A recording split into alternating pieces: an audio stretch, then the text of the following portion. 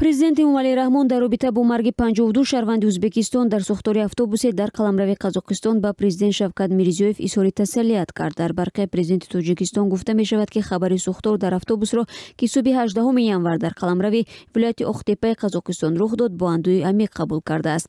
Тассалияти мардум ва ҳукумати Тоҷикистонро ба наздикони қурбониҳо расонид, гуфта мешавад дар матни барқия. Президент Раҳмон ба осебдидагони ин фоҷиа барқарории солим таманно кардааст.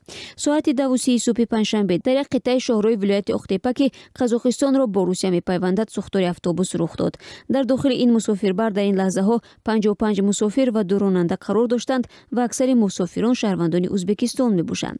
Дар ин фоҷиа танҳо 5 нафар, 2 шаҳрванди Ӯзбекистон ва 3 шаҳрванди Қазоқистон ҷон ба саломат бурданд. Санҷиши ин ҳодиса шурӯъ шудааст. ҳукумати Ӯзбекистон ҳам аз ҷониби худ комиссиони вижее таъсис додааст, ки бо таҳқиқи ҳодиса машғул мешавад.